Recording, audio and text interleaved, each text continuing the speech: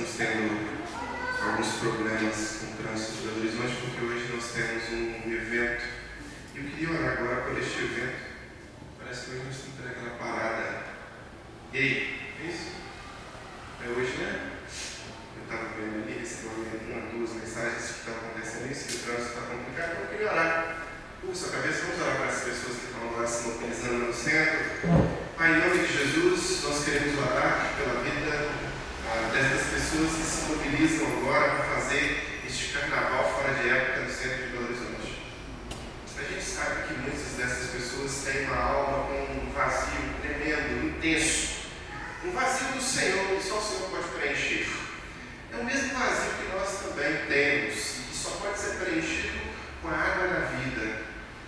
Que o Senhor Todo-Poderoso abençoe essas pessoas, abençoe a organização deste movimento, abençoe os participantes, que eles possam encontrar libertação em Jesus, salvação, cura, transformação, e que possam, Deus, experimentar aquele que mata a sede da alma, que é Cristo Jesus. Que sejam recebidos no Teu reino mediante o compromisso com o Senhor Jesus. Que sejam restaurados aqui na terra e que sejam instrumentos de testemunho vivo do Teu poder e da ação poderosa que o Senhor tem sobre aqueles que o Senhor toca. É a nossa oração, humilde oração, com um coração sincero diante da Tua palavra, do Teu poder. Abençoe-nos e converta-nos ao Senhor, em nome de Jesus. Amém. Queridos irmãos, a nossa visão, ela pode se comprometer. E a nossa reflexão de hoje é: o que impede a sua visão de Deus? Olha só, quando eu digo visão, eu não estou dizendo nada muito espetaculoso ou místico. Quando eu digo visão, eu estou dizendo discernimento mesmo. Quando eu olho para janeiro, por exemplo, eu consigo discernir. Está com a roupa azul, está com uma calça preta, camisa preta, preto, está com um sapato bacana, dourado, preto. Então eu consigo discernir. Eu consigo vê-la, ela está usando óculos, está com um cabelo muito bonito. Então é a minha visão, né, gente? O que impede que tenhamos essa visão de Deus, esse discernimento de Deus? Olhar para Deus, olhar para a ação maravilhosa de Deus e não conseguirmos enxergar direito, né? Quem Deus é, não conseguir enxergar direito quem você mesmo é, porque quando nós temos uma visão distorcida de Deus, nós acabamos tendo uma visão distorcida de nós mesmos. Às vezes as pessoas acham que é o contrário. Enxerga você primeiro e aí depois você vai conseguir enxergar Deus. Encontre a sua paz interior. Vá para dentro de você mesmo, né?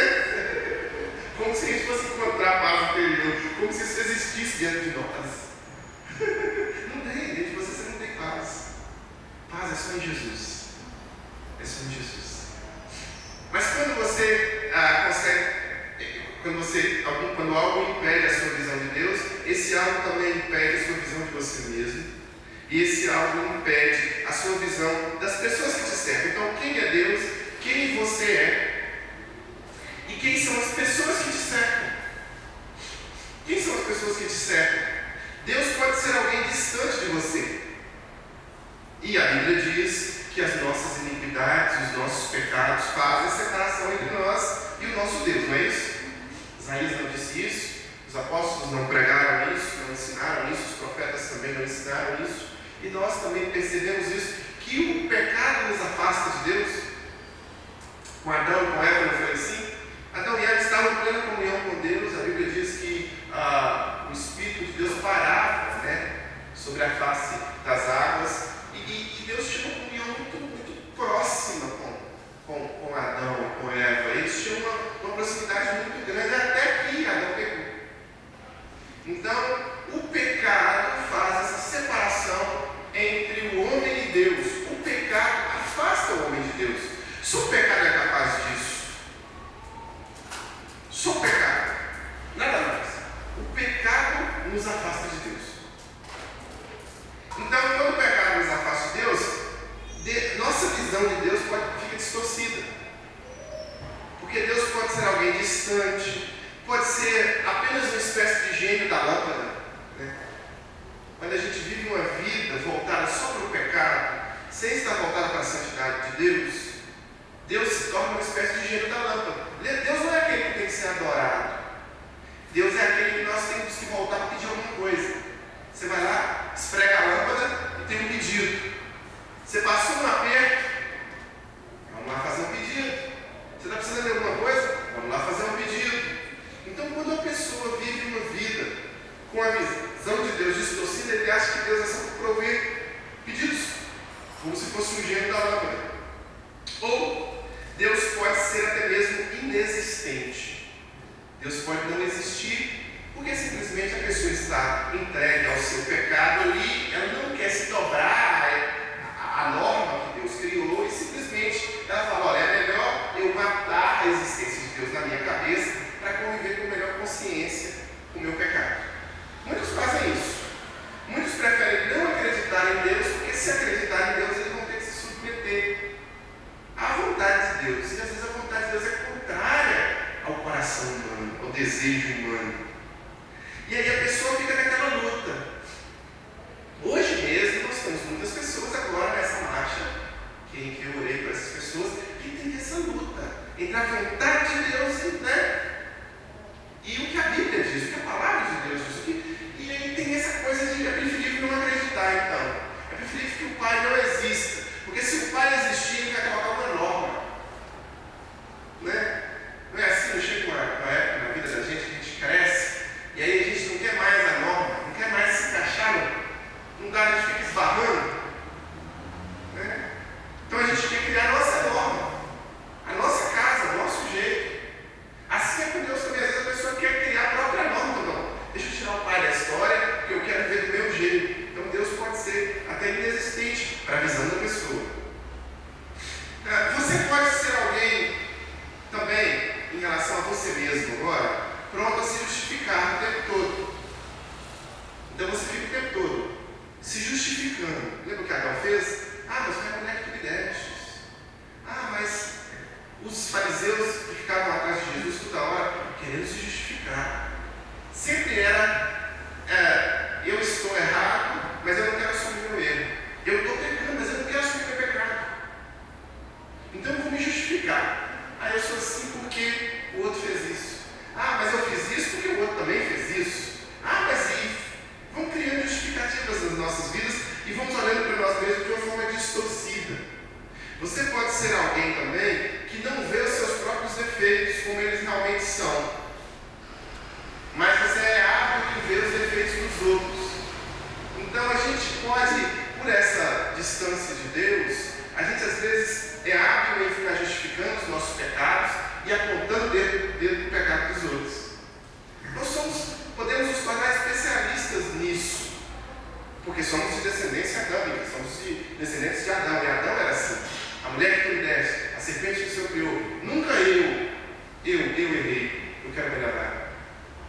Ou você pode ser também alguém que enxerga de forma distorcida, completamente distorcida, as pessoas que estão ao seu redor.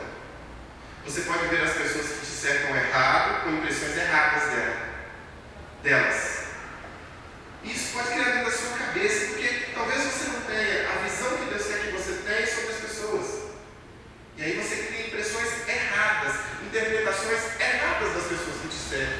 Você acaba se relacionando com essas pessoas de forma errada. Às vezes você ouve as pessoas que te dão maus conselhos confiando nelas e deixa de ouvir as pessoas que te dão bons conselhos, porque você está interpretando errado. Está olhando para o mundo da forma errada.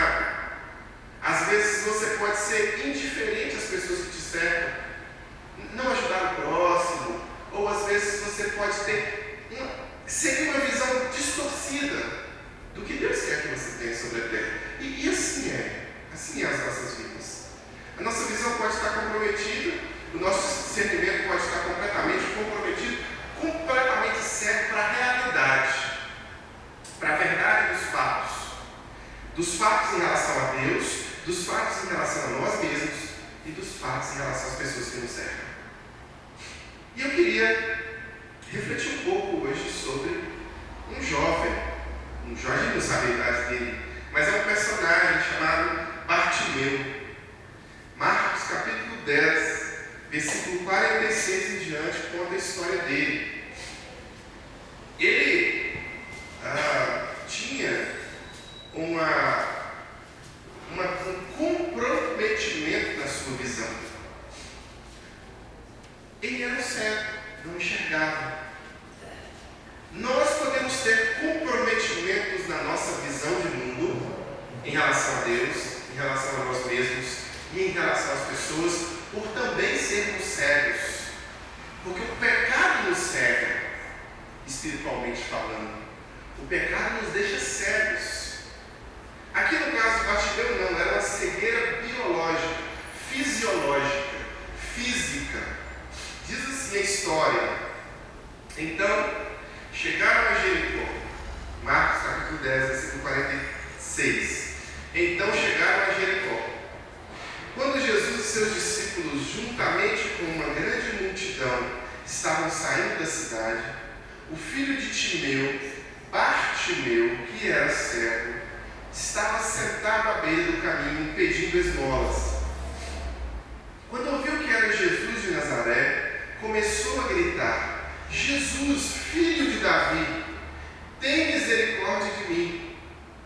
Muitos o repreendiam para que ficasse quieto, mas ele gritava ainda mais: Filho de Davi, tem misericórdia de mim. Jesus parou e disse: Chamem-no. E chamaram o cego. Ânimo, levanta-se, ele o está chamando. Lançando sua capa para o lado, de um salto, pôs-se de pé e dirigiu-se a Jesus. O que você quer que eu lhe faça? Perguntou Jesus. O cego respondeu: Mestre, eu quero ver. Vá, disse Jesus, a tua fé o curou. E imediatamente ele recuperou a visão e seguia Jesus pelo caminho. Amém. É uma bonita história, né, meus irmãos? É uma história de um homem que tinha um comprometimento na visão. Ele não conseguia enxergar. Então, ele conseguia ter uma impressão das pessoas baseada no que ele ouvia. E muitas vezes, quando nós não enxergamos, a nossa impressão das pessoas pode ser completamente errada. Não é verdade? Eu posso ouvir o Emanuel falando comigo, por exemplo, e posso imaginar que o Emanuel é um rapaz gordo, né? Careca. O que mais? Tira as características. Gordo, careca e baixinho. O Emanuel é magro, cabeludo e alto. Eu posso ter a minha visão, a minha percepção comprometida, porque a minha visão não vai me ajudar, minha visão está comprometida. Assim era esse rapaz. Ele tinha a sua visão comprometida, a sua percepção de mundo comprometida. Ele chegava a conclusões erradas, porque ele não tinha a visão, ele não conseguia enxergar, mas ele tinha uma convicção. Aquele Jesus que estava passando próximo a ele, aquele Jesus, de alguma forma, chegou até o ouvido dele, através de alguém que deve ter falado, ou ele talvez já tenha visto as multidões seguindo Jesus, porque onde Jesus ia, sempre tinha uma multidão atrás querendo ser curada, querendo se alimentar, querendo aprender, tinha todo tipo de gente atrás de Jesus. Então, quando Jesus passa, ele escuta um burburinho. E Jesus, e aí ele fica maluco, ele fica doido ali, ele fica, sabe, eu tenho um comprometimento visual, eu quero ficar livre disso. E aí o que ele faz? Ele começa a gritar. Ele está à beira do caminho e ele está ouvindo o burburinho, tentando identificar se Jesus está passando perto ou não. E ele começa a gritar: Jesus, filho de Davi, tem misericórdia de mim, tem compaixão de mim, Senhor. E gritando,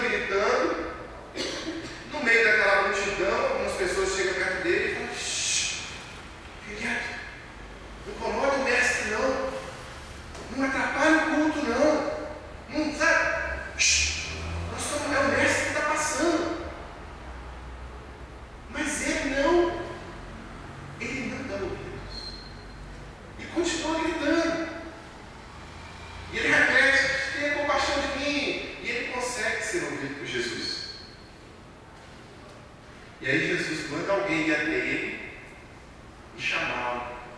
A pessoa vai até o cego e fala: levanta, vamos lá no mestre, porque o mestre está te chamando. Ele joga a capa dele do lado, aqui que estava cobrindo ele, que estava ali pedindo esmola, e vai em direção a Jesus.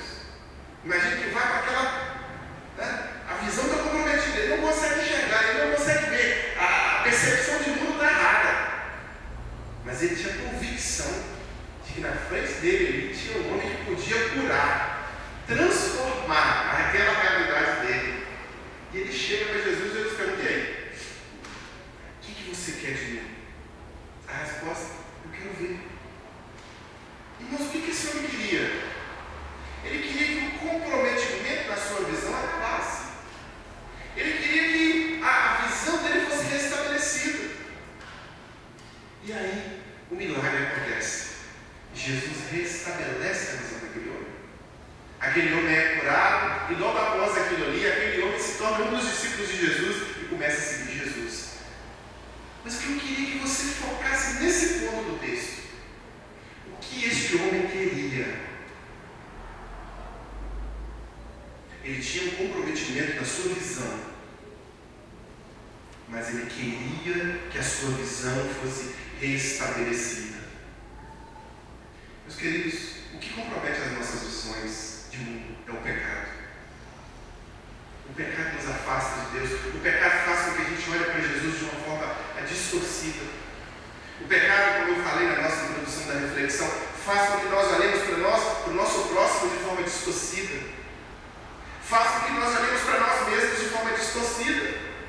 Você olha para Deus de forma distorcida, você olha para você mesmo de forma distorcida, e você olha para o seu próximo de forma distorcida. É por isso que o mundo está do jeito que está. Porque as pessoas estão cegas.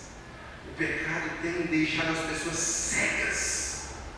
Elas não conseguem enxergar a grandiosidade e o poder de Deus. Elas não conseguem enxergar as maravilhas de Deus, da palavra de Deus. Elas não conseguem enxergar que Deus Todo-Poderoso, Criador dos céus e da terra, pode estar com elas, levando-as a meio de pastos, caminhando com elas a águas tranquilas. E a imagem que as pessoas às vezes têm de Deus é distante. É de um ser distante. Um ser como se fosse um Papai Noel que vem só de vez em quando trazer um presente ou outro. Não enxergam Deus como Emanuel, o Deus conosco, pessoal, que nos relaciona todos os dias. Eu encerrei o semestre agora, no lugar onde eu estava dando aula, e aí uma pessoa chegou para mim, uma pessoa já com seus quase 70 anos, muito experiente, um médico, muito inteligente, muito estudioso também da teologia. Ele chegou para mim e disse: essas coisas que você ensinou, essas coisas que você deu aula durante esse semestre,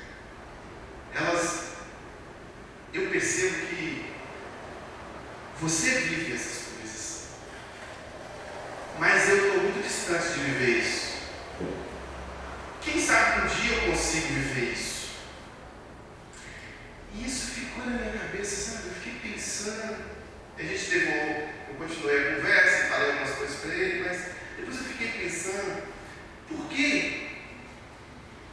Porque a visão daquele Senhor, de Deus, é de um Deus lá, distante, que não pode ser pessoal, próximo. Por que a visão daquele homem estava distorcida de si mesmo? Por que ele não poderia viver aquilo naquela hora? Receber cura naquela hora? Por que ele não poderia ter essa experiência íntima e pessoal com o Senhor naquele momento? Meus irmãos, o pecado nos cega. O pecado distorce a nossa percepção de mundo. O pecado muda a nossa consciência, muda a nossa ação no mundo. O pecado nos afasta de Deus e o pecado nos torna egoístas. O pecado nos torna pessoas que pensam mais num certo ciclo onde nós estamos afastamos de conforto e nos distorce para a realidade do mundo. O que aconteceu com esse homem? O que aconteceu com esse homem? Para que ele tivesse a visão restabelecida, é o que pode acontecer conosco. Claro que metaforicamente, para que a nossa visão também seja restabelecida. Reconhecer quem nós somos. Reconhecer que a nossa visão é distorcida. Reconhecer que nós somos cegos, que precisamos de Deus.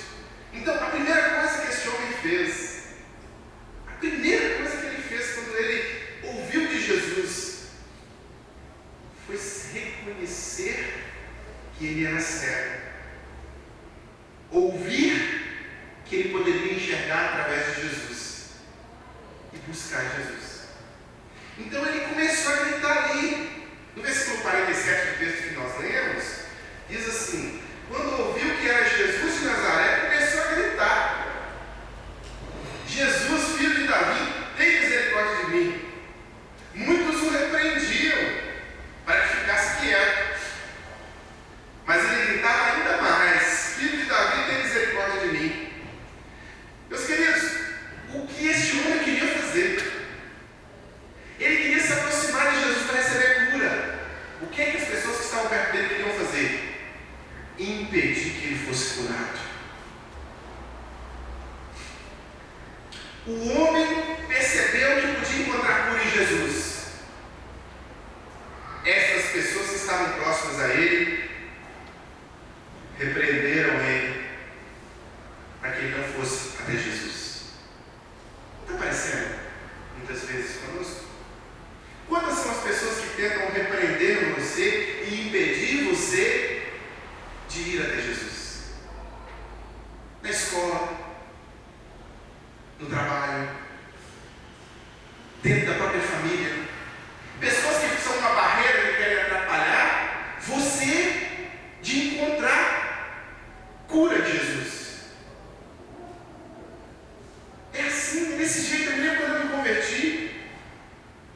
Quando eu me converti, eu dei muito trabalho antes de me converter. Então, quando eu me converti, o que deveria acontecer? Festa. Não é verdade? As pessoas deviam festejar. Puxa vida, que coisa boa, esse menino que dá tanto trabalho agora vai parar de dar trabalho, porque agora ele vai querer obedecer Jesus. Ele vai parar com todas essas porcariadas. Ele vive e vai viver uma vida diferente, melhor. Você acha que foi isso que aconteceu? Não.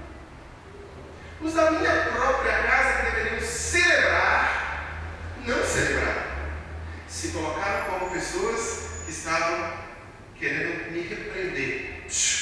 Fica na sua, não busca esse Jesus não. Quantas vezes você acha que eu ouvi a palavra fanático religioso dentro da minha própria casa? Quantos amigos foram contra mim? Um dia eu disse para um amigo meu do trabalho, eu me converti a Jesus. Ele olhou para mim e disse: ah, meu Deus do céu, você morreu, Thiago. Ah, oh meu Deus, não fala, para que isso? Não, não mexe com isso não. Está entendendo? Quando a gente quer se aproximar de Jesus para receber cura, vamos levantar pessoas para impedir que a cura aconteça. Mas este homem, ele não se conteve com os impedimentos que tinham. Ele gritou mais ainda. Ele fez esforço mais ainda, até que Jesus o ouviu. Quer receber cura? Não escute os homens. Vá atrás de Jesus. Vá atrás de Jesus. Não escute o que o homem tem a dizer. Não escute o que os amigos têm a dizer. Não escute o que o mundo tem a dizer. Reconheça-se como alguém que precisa de cura. Eu preciso que a minha visão seja curada. E vá atrás de Jesus. Este homem ouviu e buscou Jesus. Mas este homem que ouviu e buscou Jesus também reconheceu o seu lugar. Ele reconheceu a sua condição. Qual que é a nossa condição? A nossa condição, meus irmãos, e sendo muito sincero, muito franco para você que está aqui e para você que nos acompanha pela internet, é uma condição de pecadores mesmo. Nós somos pecadores. A Bíblia diz que quando Deus olhou dos céus, Ele não vê o injusto. Esse é o motivo de Jesus ter vindo. Se tivesse justos aqui, não precisava vir um justo do céu para fazer a ponte. A ponte é feita por Jesus. Mas não havia justiça em nós mesmos. A justiça se fez em Cristo. Nós somos justificados nele. Nós somos pecadores. Nós falhamos, nós erramos. E aí nós olhamos para as pessoas baseados nos nossos pecados, nos nossos erros, nas nossas falhas. Nós olhamos para Deus baseado nos nossos pecados, nos nossos erros, nas nossas falhas. Nós olhamos para o próximo, para nós mesmos. O que tem que acontecer na nossa vida? Reconhecer. Eu quero vir. Jesus, eu quero melhorar. Meu filho, o que você quer? Eu quero que a minha visão seja mudada. Eu quero que a minha visão seja transformada. Eu quero que o Senhor opere um milagre na minha visão, que está fazendo com que eu enxergue de forma diferente o Senhor mesmo, a mim mesmo e o mundo que eu vivo. Eu estou indo para o caminho errado da vida. A minha cosmovisão, a minha forma de escolher está sendo baseada nas minhas impressões. Eu não quero. Eu quero que o Senhor me cure, me transforme. Esse homem reconheceu que precisava ver. E nós? E você? Você já parou para pensar que você precisa ver? O que impede, muitas vezes, de você olhar para o próximo, olhar para Deus e olhar para si mesmo de forma mais sincera, real e genuína, talvez seja essa falta de reconhecimento. Senhor, eu estou cego. Eu estou errado. Senhor, eu quero cura, eu quero mudança. Eu quero transformação. Quero transformação no meu temperamento, quero transformação no meu comportamento, quero transformação nas escolhas que eu faço na minha vida. Eu quero, sim, Senhor. Eu quero, me ajuda. E aí vem o apóstolo Paulo. Se com tua boca confessar que Jesus como Senhor, e em seu coração crer que Deus ressuscitou dentre os mortos, será salvo. Vem a oportunidade de ter em nós essa cura, essa transformação, essa mudança de visão, que a Bíblia chama de arrependimento, metanoia, mudança de comportamento, de pensamento. Porque a gente não muda o comportamento. Primeiro, não adianta você mudar o externo sem mudar o interno. Primeiro você muda o que você pensa, depois você muda o que você sente, e depois você muda o que você faz como consequência. Se você mudar o que você faz, é só uma mudança externa que vai durar pouco tempo, e você está fazendo tudo de novo. A mudança primeiro acontece na mente. Por isso que arrependimento não é mudança de comportamento. Arrependimento é metanoia, é mudança de mente. É mudança de paradigmas mentais. É trazer a memória que dá esperança. É buscar santidade na mente. É alimentar a palavra, é alimentar a mente da palavra. Não te aparte da tua boca o livro desta lei, antes medita dela dia e noite. Então, é a ideia de trazer para nós, para nossa mente, aquilo que é bom e puro. As coisas contra as quais não há lei, como diz o apóstolo. Então, meus irmãos, quando nós reconhecemos que a nossa visão está comprometida, quando nós pedimos cura, a cura vem. A cura acontece. A gente às vezes acha que não, a gente acha que é impossível, né? Hoje pela manhã, quando nós estávamos na escola dominical, a gente falava um pouco sobre isso. Uma pessoa testemunhou, eu creio na transformação de fulano, o outro eu creio nisso, meus irmãos. Deus é capaz de transformar, inclusive você. Deus pode transformar você. Mas para que essa transformação ocorra, se você não reconhecer, Ele não vai obrigar você. Não funciona assim com Deus. Quem entra na nossa casa pela janela é o diabo, é o ladrão. Deus não faz isso. Deus ele bate na porta, gentilmente, educadamente, como um cavalheiro. Eis que estou à porta e bato. Se alguém ouvir a minha voz, entrarei em sua casa, com ele cearei, e ele vai cear comigo também. Ele vai desfrutar da minha presença. É assim que Deus age. Deus não força a porta, Deus não entra pela janela, Deus não obriga, Deus convida. E nesse convite à transformação, nós podemos dizer sim ou não.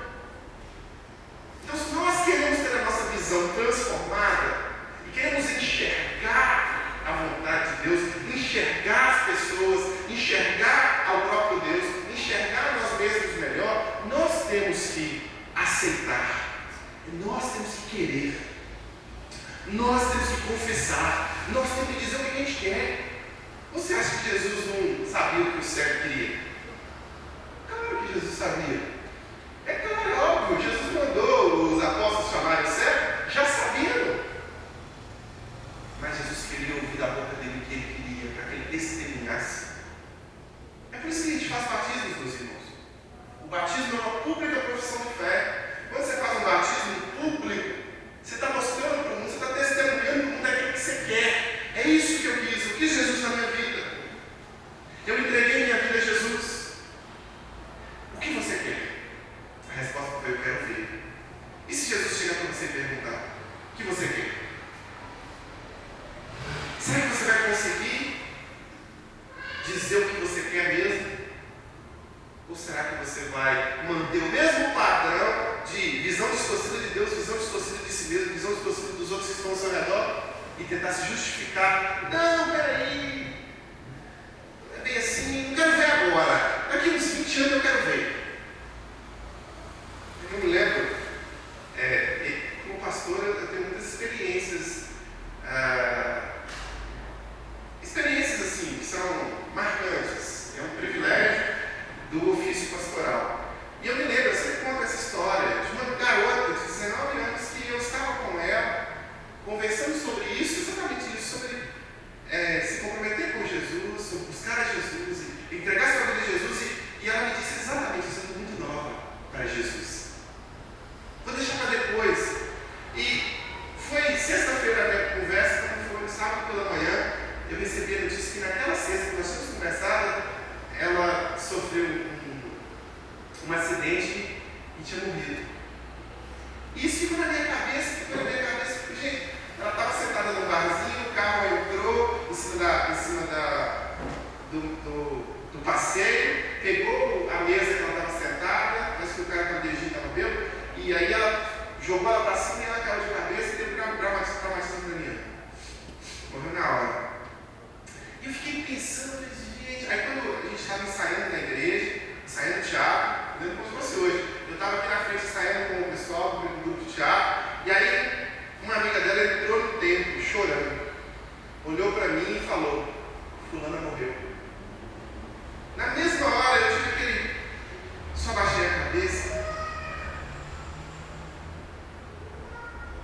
eu ouvi da boca dela ontem que estava muito cedo.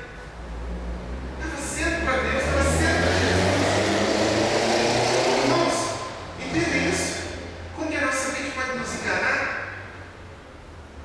Porque a gente não sabe de nada na vida. E aí a nossa cegueira espiritual faz com que a gente fique deixando para depois aquilo que a gente tem que fazer hoje. E para Jesus nunca está cedo. Para Jesus sempre está tarde. Nós precisamos nos entregar a Jesus. Nós precisamos comprometermos com Jesus para que Ele mude a nossa visão. Senhor, eu quero ver. Senhor, eu quero ser curado. Senhor, eu quero santificar a minha vida. Senhor, eu quero caminhar com o Senhor. Eu quero aprender a Tua palavra. Eu quero realmente viver o que o Senhor quer para a minha vida. São as verdades das Escrituras, meus irmãos.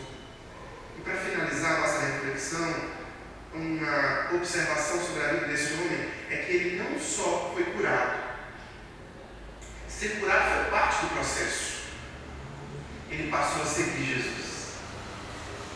O texto final diz, Jesus falando assim: Jesus, Bartimeu, vá, a tua fé te curou. Vá é o quê? É para lá, né? Vá, a tua fé te curou.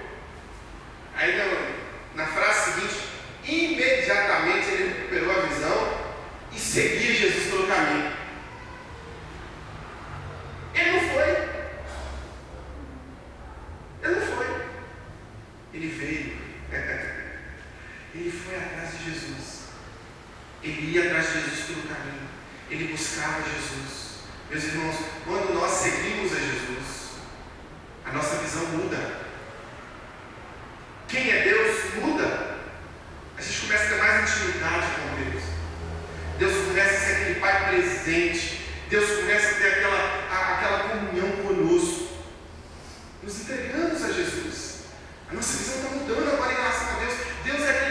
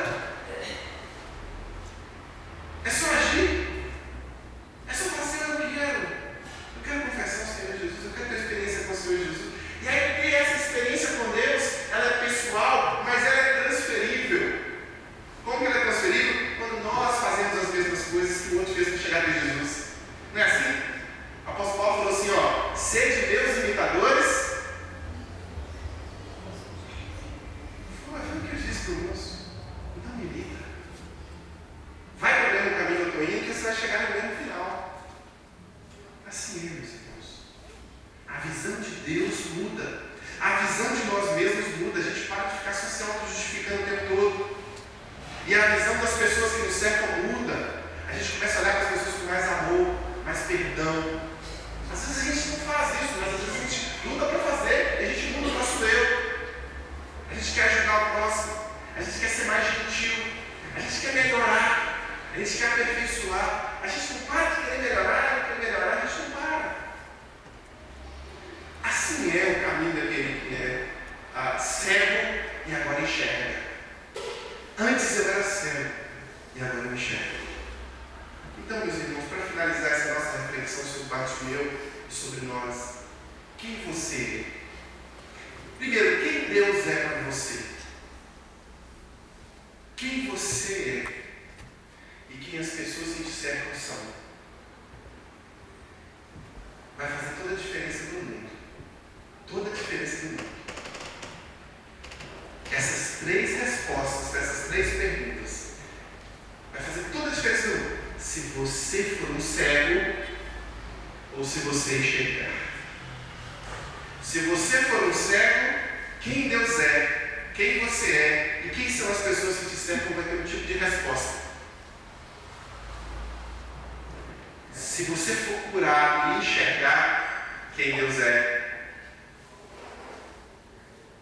quem Deus é, quem você é e quem são as pessoas que te cercam vai ter outro tipo de resposta. Entendeu, meus irmãos? Então eu queria perguntar para você, baixar sua cabeça. E semelhante ao cego Bartimeu, eu quero encorajar você. Encorajar você. Quero te fazer encorajamento a orar ao Senhor agora, pedindo mais de Deus na sua vida, pedindo cura, se arrependendo, confessando, se entregando e pedindo que o Senhor realmente faça de você uma nova criatura. Não se importe com o que vão pensar de você, falar de você, acusar você. Se você quer ter mais de Deus na sua vida, busque a Deus. Permita que Ele entre no seu coração. Eu já tenho 50 anos de crente. Não se importe se você já tem muito tempo de cristianismo, de crente, ou de batista, ou de... Não. Busque o Senhor. Busque o Senhor para que a cegueira espiritual caia. Busque o Senhor para que a visão distorcida de você mesmo caia, a visão distorcida do próximo caia e a visão distorcida de Deus também caia. Deus, em nome de Jesus, neste momento em que a Tua palavra foi lida e refletida, nos colocamos diante do Senhor com os corações abertos, nos colocamos diante do Senhor, Pai, com o coração contrito e quebrantado, porque a Tua palavra é viva e poderosa, e ela quebranta os nossos corações. Se porventura, Deus, alguém que aqui está, ou que nos acompanha pelo vídeo agora, sentiu que existe uma cegueira espiritual que o impede de prosseguir na caminhada, que o impede de ver o Senhor da forma como o Senhor é, que o impede de olhar para si mesmo e pensar o que o Senhor quer que seja pensado, que impede de olhar para o próximo e enxergar da forma que o Senhor quer. Em nome de Jesus, Deus, que hoje ocorra pelo poder milagroso do Teu Espírito Santo, cura, libertação. Não sou eu quem convenço, eu sou um enviado, um carteiro que traz uma carta. O que convence é essa carta, meu Deus, escrita pelo Espírito Santo do Senhor nos nossos corações. Tua palavra. Da mesma forma que o cego Bartimeu encontrou libertação, que possamos também encontrar libertação, meu Deus. Que possamos buscar, confessar, entregar, ser curado e seguir o Senhor Jesus. Caminhar com o Senhor Jesus